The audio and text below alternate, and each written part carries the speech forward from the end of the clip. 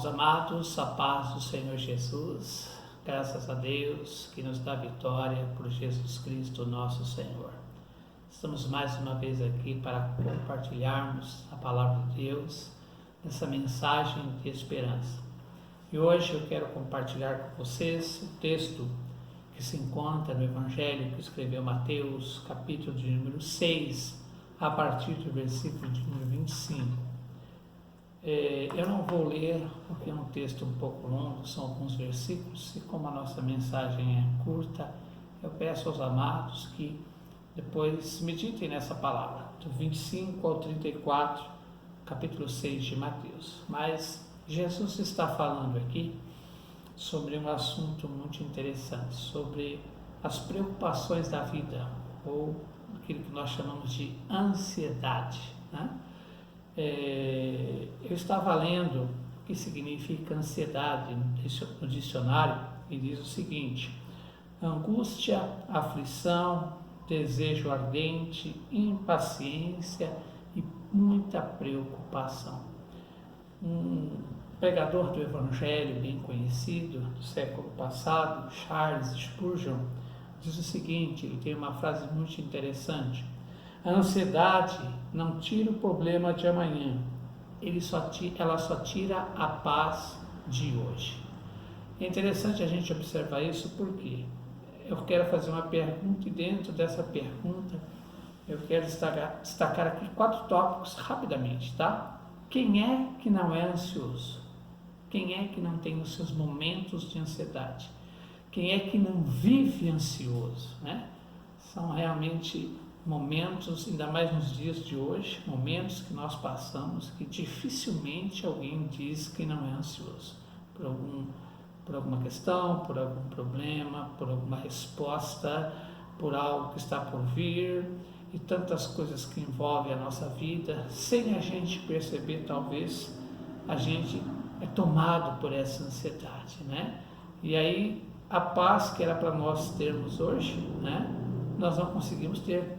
Por quê? Porque estamos pensando na resposta de amanhã, justamente dentro daquilo que Charles Spurgeon coloca nessa frase.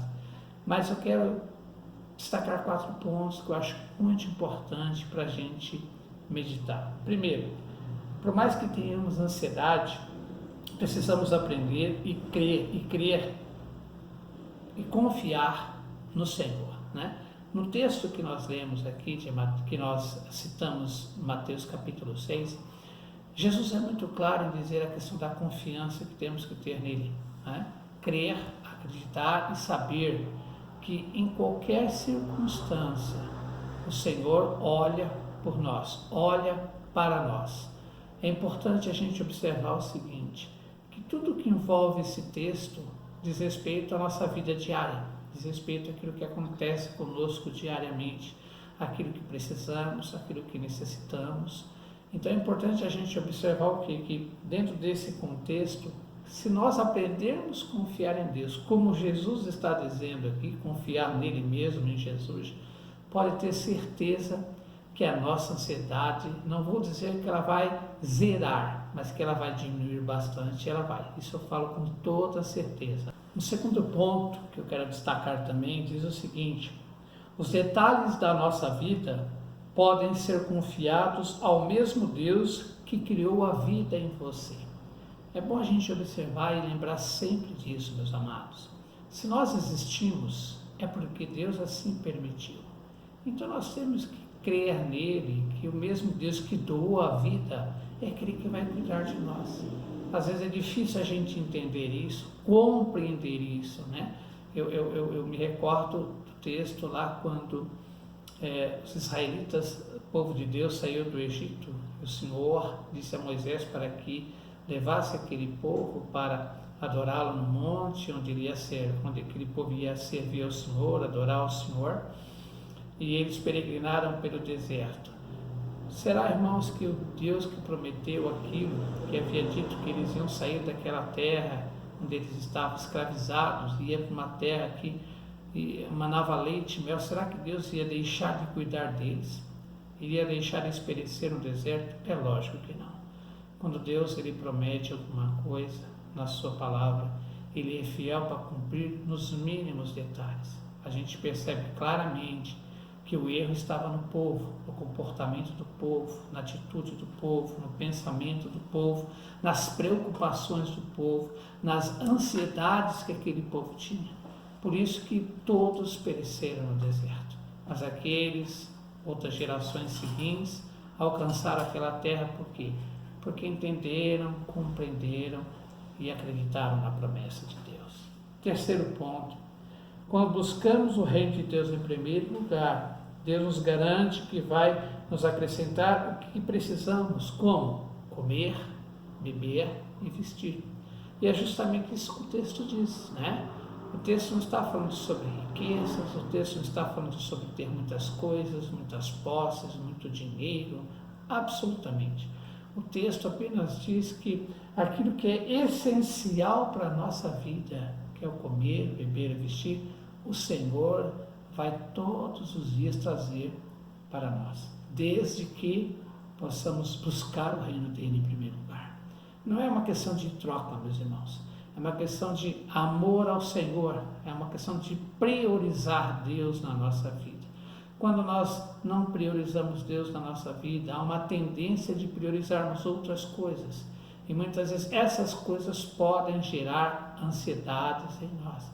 Então, que nessa noite, nesse dia, você possa pensar, entender que priorizar Deus tem que ser o essencial na sua e na minha vida. E nada vai nos faltar dentro daquilo que o texto diz, tá? Porque muitas pessoas acrescentam algumas coisas dizendo que todas as coisas nos serão acrescentadas. Eu não estou dizendo que a Bíblia não dá respaldo para entender que o Senhor pode nos surpreender de várias formas, acrescentar muitas outras coisas. Mas o que Jesus quer deixar claro aqui é aquilo que é essencial para o nosso dia a dia, para a nossa vida, para o nosso alimento, para a nossa comida, para a nossa bebida, para o nosso vestimento. Isso o Senhor nos garante. Quarto e último, viver um dia de cada vez evita que sejamos consumidos pela preocupação. Queridos, é importante nós vivemos hoje, porque o próprio texto vai dizer que o dia de amanhã não nos pertence, já basta cada dia o seu mal. Então, hoje é importante, agora é importante, o momento é importante. Eu não estou dizendo que nós não podemos ter sonhos, projetos de vida, não é essa a questão, mas Deus que está no controle de todas as coisas, é Ele quem vai determinar o nosso futuro. Por isso que Ele quer que nós vivamos hoje, o agora, o momento, o presente. Né? O futuro pertence a Ele.